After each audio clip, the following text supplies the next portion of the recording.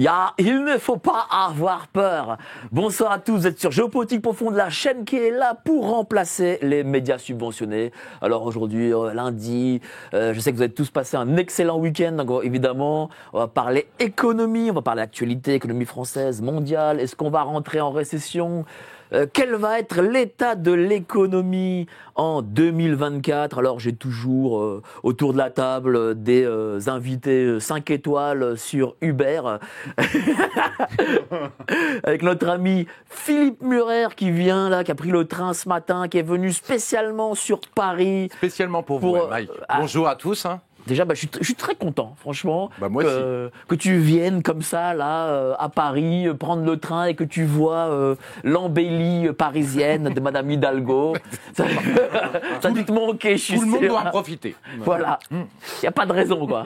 Hein ? Ah bah oui. Donc tout s'est bien passé, t'as pas eu de retard du train, non ? Non, tout s'est bien passé. Ah bah bravo la SNCF, voilà pourquoi on paye des impôts pour avoir des trains à l'heure de la SNCF.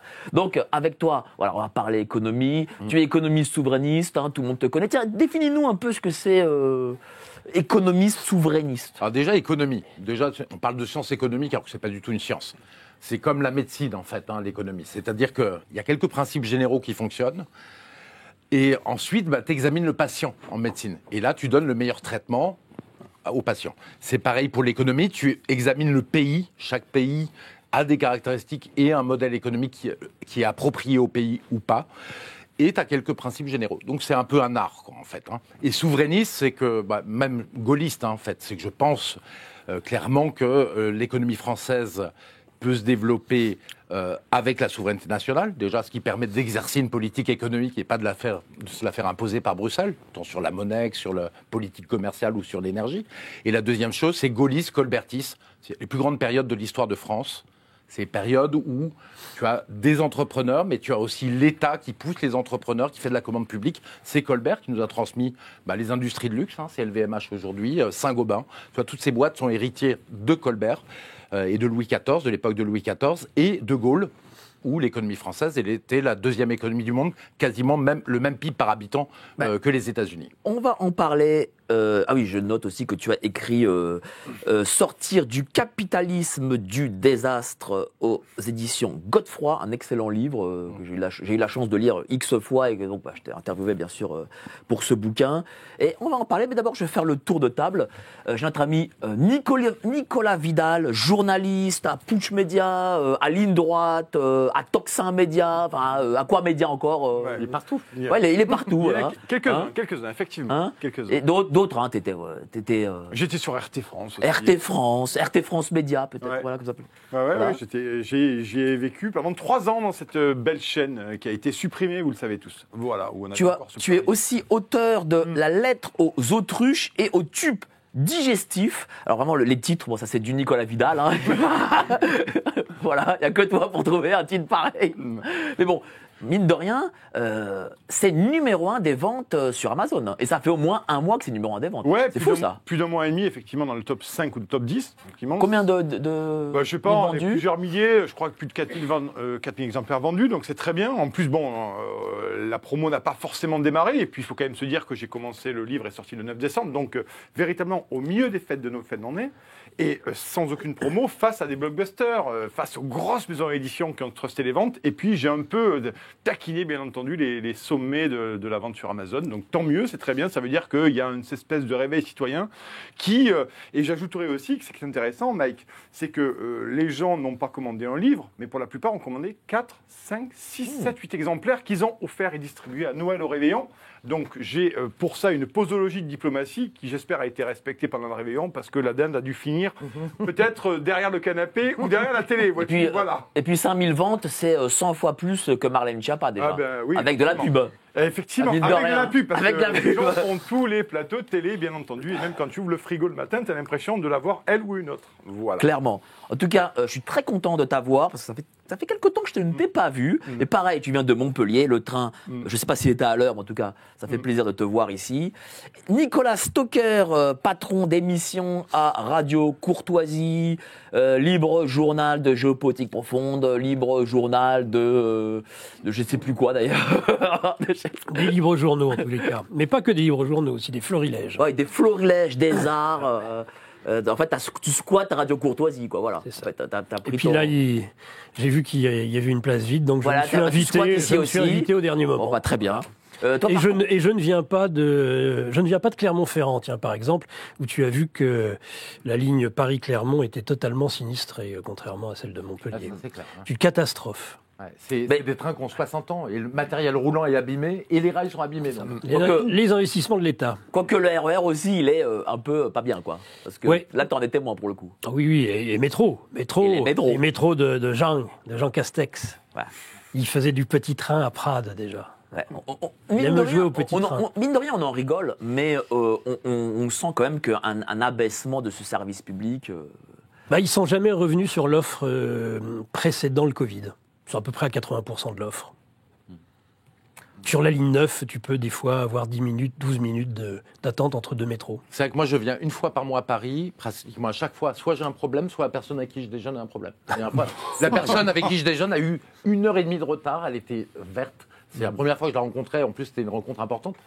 Et en fait, elle était bloquée dans le métro, tout simplement. Qui s'était arrêté. C'est hallucinant. Ah oui, ça arrive. Et bientôt, le ticket à 4,20 €. Ça fait plaisir. Bonsoir, cher Philippe Erlin, économiste, libéral. Il a écrit Bitcoin, comprendre et investir aux éditions Erol. Vous le voyez tous les lundis pour sa chronique. C'est quoi, c'est les dessous de l'écho ? Non. L'économie dévoilée. L'économie dévoilée. Comme ils s'appellent tous un peu dessous. C'est un peu moi, je dis, voilà. Très bien.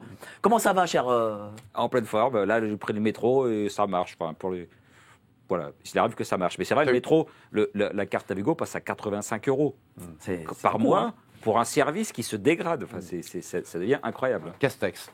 Castex, voilà. Mais tu pourras payer en bitcoin, Philippe. Ah bah non, je vais payer en non. Je vais les garder et je vais dépenser mes euros qui valent de moins en moins. Plutôt. La mauvaise monnaie cherche la bonne. C'est un des grands principes d'économie.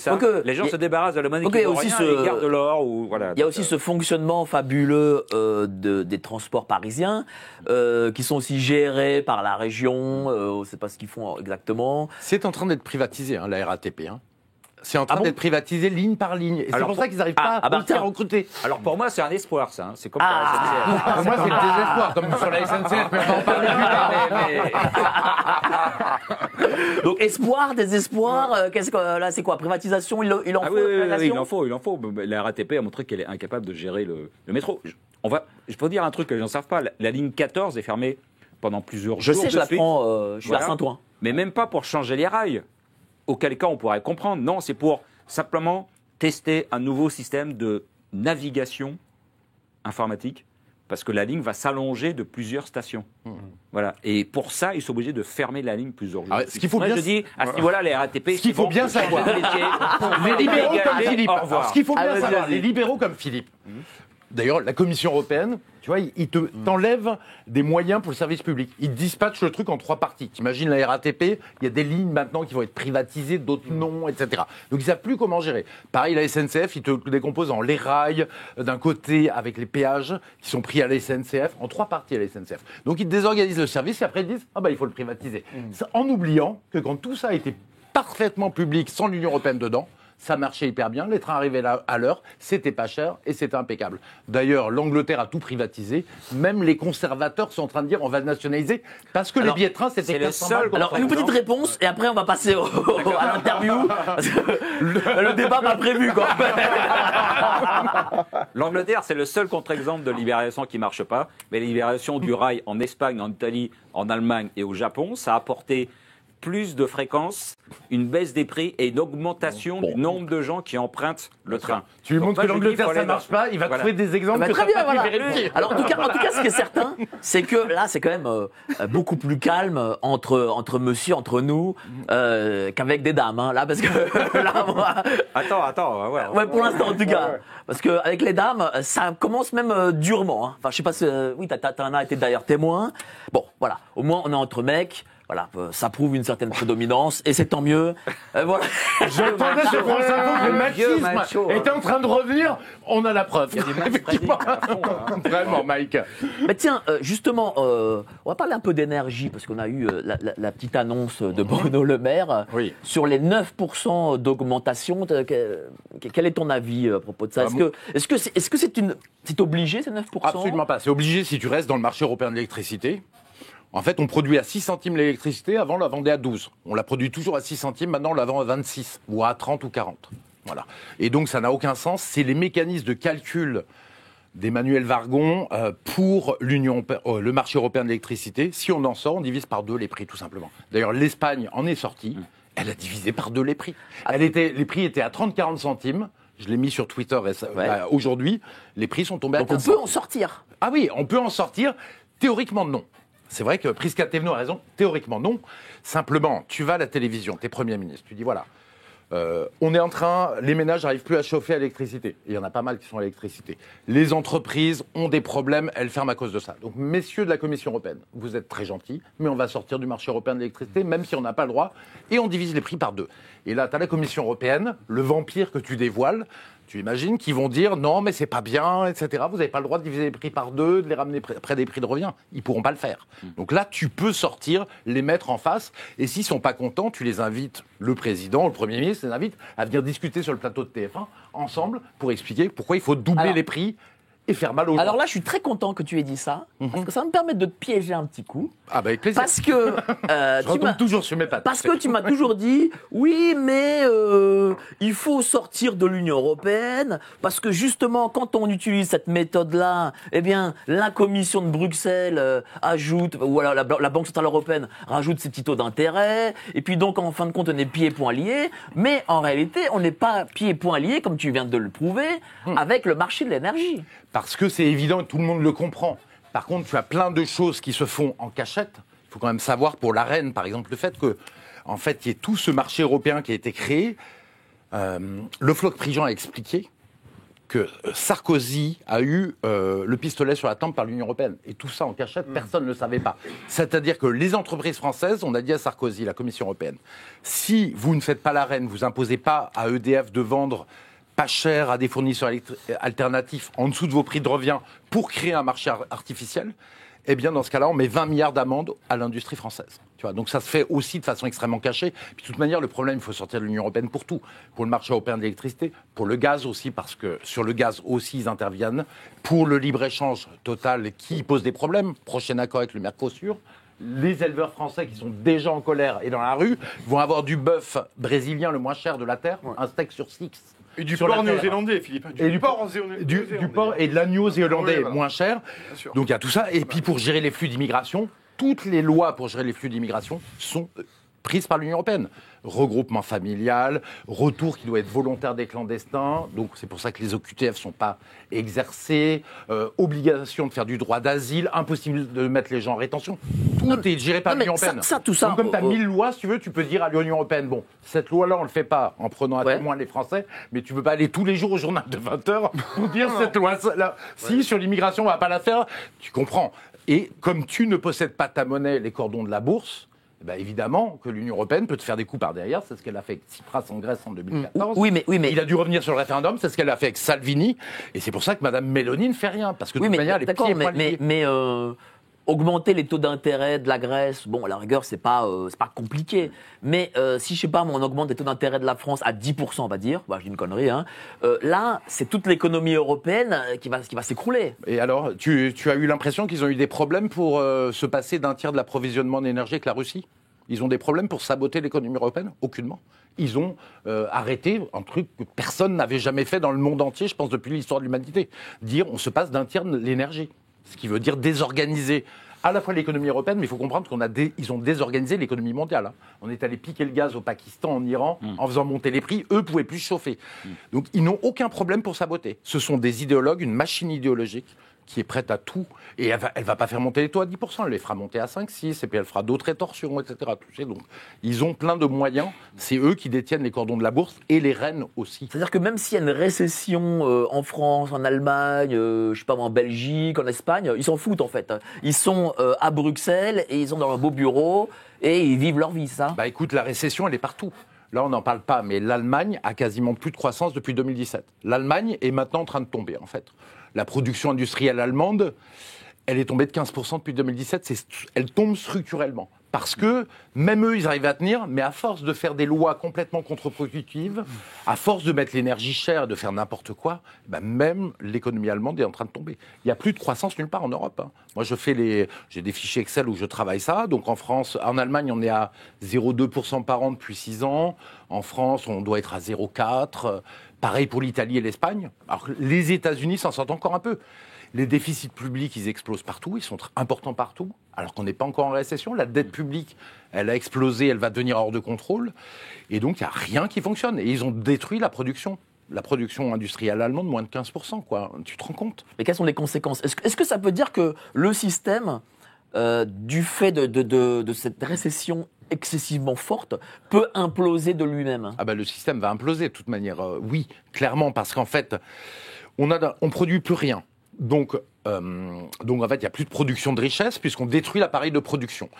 À partir de ce moment-là, la seule façon de faire de la croissance, c'est de faire des petits plans de relance par-ci, par-là, des baisses de charges pour les entrepreneurs supplémentaires. On n'arrête pas de rajouter pour qu'ils tiennent, c'est factuel. Et puis au bout d'un moment, tu as l'endettement qui monte, le déficit commercial qui monte, donc l'endettement vis-à-vis de l'étranger qui monte. Il y a tout ça qui monte. Et puis la structure est au bord de l'implosion. Oui, tout à fait. Tu sais, par exemple, je regardais la dette publique américaine. Eux, ils sont un peu moins bêtes que l'Union européenne, mais ils ont la même idéologie qu'est le néolibéralisme, qui pour moi est le problème économique et social majeur, et même le problème de société. C'est un petit pic pour Philippe Et même Erlin. le problème de société. On en parlera, parce que pour moi, c'est non seulement ça détruit l'économie, mais ça détruit la société. Ce qui est normal d'ailleurs, parce que Thatcher disait la société n'existe pas. Et en fait, donc, aux États-Unis, ils ont un peu plus de croissance, mais ceci dit, ils ont 125% de dette publique. Ils sont en train d'approcher les niveaux de l'Italie. Et ça va imploser. Ça va imploser, puis on voit que ça implose à tous les niveaux, au niveau politique. Ça signifie quoi exactement imploser ? À tous les niveaux. Parce que là, il faut vraiment être précis pour les gens qui nous regardent. Qu'est-ce que ça signifie imploser ? Alors, imploser, ça voudrait dire, en fait, il n'y aura pas de banqueroute, même si on est au bord de la banqueroute. C'est-à-dire qu'il n'y aura pas de faillite, la dette ne sera pas remboursée. Non, la dette sera remboursée en monnaie de singe. Il faut savoir que la France, malgré les guerres, tous les événements pendant 2 siècles, n'a pas fait faillite depuis 1800. L'Allemagne a fait faillite 3 fois, mais la France, jamais. Parce que tu peux toujours rembourser en monnaie de singe. C'est-à-dire que tu émets de la monnaie, tu fais de l'inflation, et tu rembourses en monnaie de singe. Donc si tu as mis 100 000 euros, tu as remboursé 100 000 euros dans ton assurance vie, simplement les 100 000, ils valent plus que les 30 000 d'avant. Et ça sera comme ça que ça se passera, très probablement. D'ailleurs, on a quelque chose de très bizarre, parce qu'il y a eu une énorme hausse des taux. Les taux étaient à 0 partout, en Occident. Les taux sont montés à 4% partout.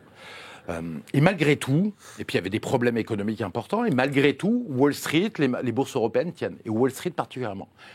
Pourquoi ? Parce que la Banque centrale américaine, la Fed, a une trouille noire qu'il y a un problème financier. Il y a eu 5 banques qui ont fait faillite d'ailleurs en février-mars. Ils ont sauvé les banques dans la journée. Voilà. Ou le lendemain matin ou plus tard, pour éviter qu'il y ait un espèce d'effet domino, parce qu'il y a la dette partout. Alors la Fed, elle a tellement peur de ça qu'elle a réussi à tenir les marchés financiers, donc c'est un truc incroyable, les taux ont monté, donc normalement les bourses auraient dû s'effondrer, la situation économique n'est pas bonne, elles auraient dû baisser, plus haut historique pour le Wall Street, le Nasdaq, etc. Donc on est au même niveau. Et la Fed a fait un truc très bizarre, Charles Gave l'a relevé sur Twitter, il en a parlé, parfaitement d'accord avec lui. En fait, en décembre, la Banque centrale américaine a dit, en fait, on va faire plein de baisses de taux en 2024. Alors là, personne n'a compris pourquoi. Enfin, tout le monde s'est dit, alors ils savent quelque chose, des risques financiers, parce qu'eux, ils ont toutes les données financières de l'économie, secteur par secteur. Ils savent qu'il va y avoir quelque chose qui va cracher, qu'on risque le crack financier. C'est la seule possibilité. Pourquoi ? Parce qu'il y a de l'inflation élevée, 4% l'inflation noyau aux États-Unis, et donc, et les salaires augmentent fortement. Donc dire, on va relancer l'économie à ce moment-là, c'est le risque d'avoir de l'hyperinflation, de l'inflation qui repart derrière, et peut-être de l'hyperinflation à terme. C'est comme ça que ça pourrait se passer, quoi, tu vois.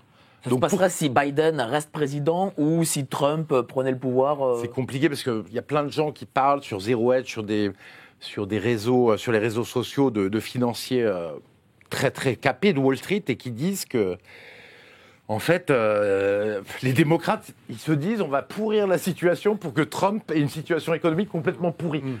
Au pire, c'est nous qui l'avons, on va la gérer avec l'État profond. Au pire, ça sera Trump et il va se retrouver avec un truc très pourri. Mais en tout cas, en 2024, c'est très très dur de prévoir l'économie et les marchés financiers encore plus. Deux possibilités. Soit le risque financier, de krach financier que semble sentir la Fed se matérialise. Dans ce cas-là, elle l'aura adouci en prévenant à l'avance et en facilitant au niveau financier. Soit il ne se matérialise pas et dans ce cas-là, on aura un regain d'inflation. D'abord une baisse, mais après un regain d'inflation. Après, donc en fait, c'est Caraïbes d'Oscilla, quoi. En fait, il y a vraiment pas de bonne situation. Et quand tu vois l'état de l'économie française, l'état de colère dans la population française, pas les moutons et les autruches et les tubes digestifs. Autruches et tubes digestifs. Bien sûr. Mais il y en a beaucoup de Français qui sont alertés, qui en ont marre. Mais c'est quoi les conséquences justement pour les gens pour les gens qui nous regardent, 2024, quelles sont les conséquences? C'est simple, on a déjà un tiers de Français qui ne soignent pas parce qu'ils n'ont pas d'argent. On a 20% des Français qui ne mangent pas à tous les repas et qui ont faim. Et 20% des Français qui n'arrivent pas à se chauffer correctement. Parce que l'énergie est devenue trop chère. Donc voilà, donc les conséquences, c'est ça. Les conséquences pour l'industrie, c'est la destruction de l'industrie, la hausse des faillites, comme on la voit déjà, et qui va s'accentuer. On va continuer. Et la hausse du chômage, j'imagine aussi, cette année? Bien sûr, la hausse du chômage, parce que Macron nous fait croire qu'il est au plein emploi, mais là, c'est un pipeau, mais intégral. En fait, il prend le sondage de l'INSEE, qui est le chiffre le plus faux qui existe. C'est un sondage, donc tu peux le manipuler comme tu veux. D'ailleurs, il y a un moment, ils en ont pas parlé de ce chiffre, ils l'ont pas fêté. C'est pendant le Covid, en juin 2020. Donc au moment où tout était fermé, ils auraient dû annoncer que le chômage était au plus bas historique. Alors que tout le monde, il y avait plein de gens, pas de boulot, etc. Parce que ce chiffre est pas bon. Le chiffre de Pôle emploi en dur, le chômage reste à 6 millions de personnes, toutes catégories, il reste très élevé. Et puis surtout, c'est qu'ils ont créé des jobs pourris, quoi. Ils ont créé... En fait, sous Macron, on est passé de 500 000 auto-entrepreneurs à 2,4 millions. Et parmi ceux-là, il y en a au moins 1,2 million, ils font que ça. Salaire moyen, 600 € par mois. Ouais, voire moins même. Un demi-SMIC. Un demi-SMIC. Ouais, c'est la moyenne. Parce qu'il y en a qui s'en sortent bien dans le bâtiment et d'autres qui font moins. Donc voilà. Et moi, je sais qu'il y a des entreprises qui se montent là-dessus sur l'exploitation des auto-entrepreneurs. Je vais te dire, c'est très important. Une entreprise de cadre, je ne dirais pas ce qu'ils font parce que j'ai quelqu'un de proche qui travaille dedans. Et en fait, ils sont en train ils veulent prendre 1000 auto-entrepreneurs cadres sur toute la France. Les gens, pour le moment, ceux qui bossent, ils gagnent 300, 500 balles. Ceux qui réussissent 1000 balles ou 1500, des cadres. Voilà, donc c'est l'exploitation. Et en fait, plus tu fais tu vois, tu détruis le droit du travail, tu crées des choses complexes comme ça, auto-entrepreneurs, plein de choses qui... En fait, pour écraser le droit du travail, eh bien plus, en fait, derrière, tu as des gens, je ne dis pas que tout le monde est comme ça du tout, mais des auto-entrepreneurs, des entrepreneurs malsains qui peuvent l'utiliser pour essayer de faire un nouveau modèle. Mais le problème, c'est que ça a des effets nucléaires, si tu veux. C'est comme une bombe nucléaire. Parce que derrière, en fait, les cabinets qui font le même travail que ces gens-là, ils vont être en concurrence et puis ils payent mieux. Donc, ils vont être obligés de réduire aussi les salaires. Et en fait, comme une bombe nucléaire, toutes les conditions de travail, les niveaux de vie des Français, il est en train de baisser et c'est irrémédiable tant qu'on reste dans le modèle néolibéral. C'est le niveau de vie de quel Français? Est-ce que par exemple les classes moyennes un peu supérieures, je sais pas moi, les foyers fiscaux à 7-8 000 € à 2, on va dire, est-ce que ceux-là seront touchés aussi? Alors, ceux qui sont le plus touchés, bien sûr, c'est les classes populaires. Oui, voilà, 20% sur l'alimentation contre 8%. Voilà. Quelques pour 6-7% de hausse des salaires, ils perdent beaucoup. Pareil pour le logement. Classe moyenne, ils commencent aussi à souffrir. Et ce qu'on m'a dit, parce que ça, après, c'est difficile, l'INSEE ne fait pas des calculs très, très précis. Moi, ce qu'on m'a dit, et vous allez me confirmer c'est vrai ou pas, moi, on me dit, dans les milieux bourgeois, les gens disent qu'ils ont des problèmes d'argent.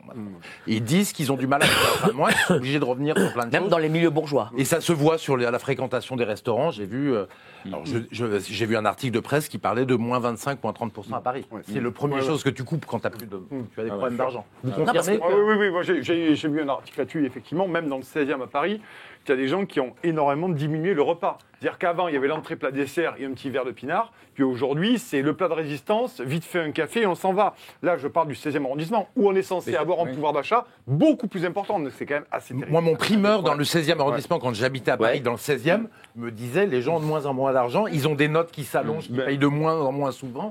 Et on voit... Mais est-ce que ça peut créer une sorte de basculement? Parce que moi, je vais te dire...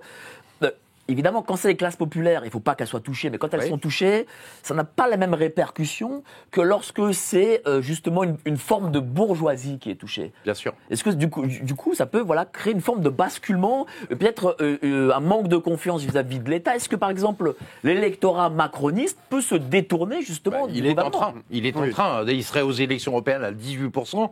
Pourtant, ils ont tous les médias derrière eux. Mais il y a une perte de confiance dans le macronisme, très clairement. Hein. Et en fait, dans tout le système, parce que les LR n'en profitent pas plus. Hein. Ils sont toujours à la ramasse. Est-ce qu'ils auront des députés européens ou pas? Moi, j'espère que non, vu que comme ils ont trahi le parti gaulliste, c'est les successeurs de De Gaulle.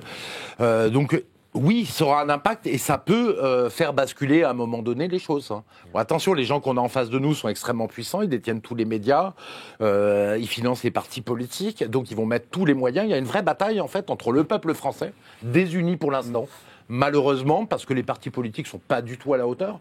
Le RN que j'ai quitté en 2017, puis ils ont abandonné la souveraineté nationale, n'en parlons pas, ils mentent à longueur de journée, en expliquant qu'ils vont tout faire dans l'Union européenne alors qu'ils peuvent rien faire, comme leur collègue Mélanie, Zemmour. Les souverainistes gaullistes, ils sont divisés en 3 partis.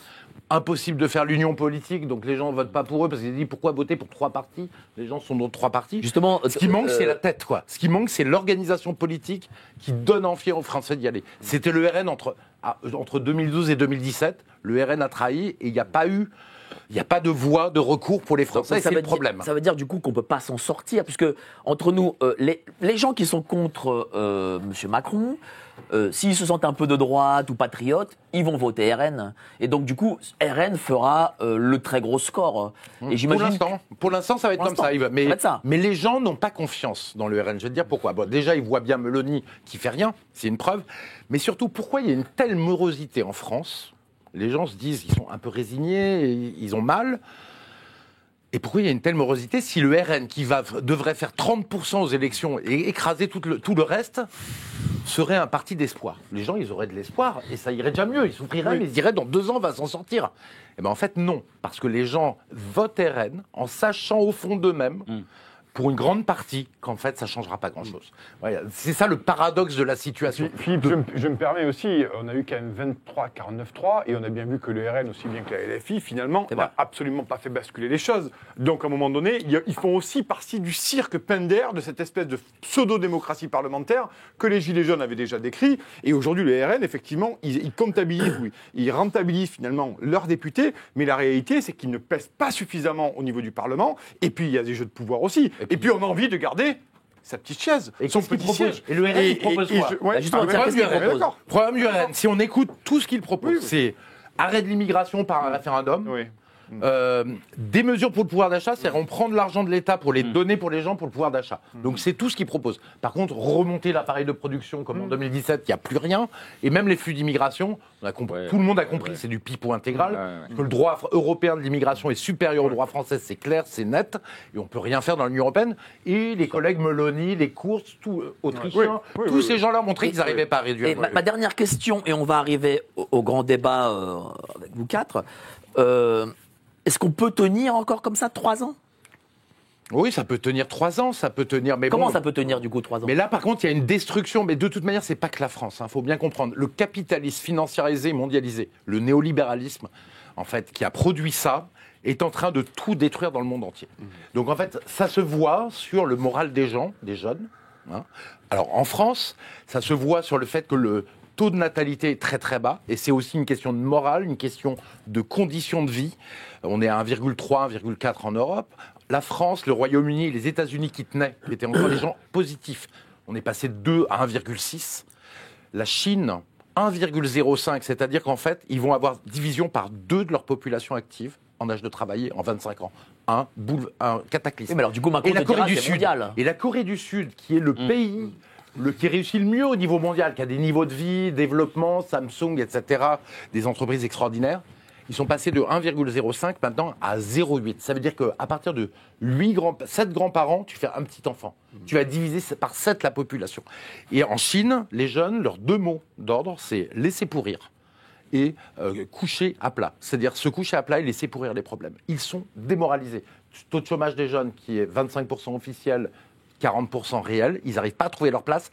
Et en fait, ce système, comme si la société de l'avoir est en train de détruire l'être des gens. Oui, mais ce que tu dis, c'est que c'est pas franco-français, en fait, c'est mondial, visiblement, C'est cette mondial, situation. parce que le capitalisme financiarisé mondialisé, bah, c'est un truc mondial qui a tout détruit au niveau mondial. Donc il faut repartir sur de nouvelles bases, bien sûr philosophiques, mais aussi un nouvel modèle économique qui ne soit pas un modèle de concurrence où les gens se font mal, quoi, se détruisent. On va en parler, mais avant ça, vous êtes déjà 1700 personnes en même temps. Merci à vous d'être aussi nombreux. Et on va dépasser les 3000 aujourd'hui. J'aimerais qu'on dépasse les 3000, qu'on double ce chiffre. Mais avant ça, on va faire le petit débat et la petite annonce aussi.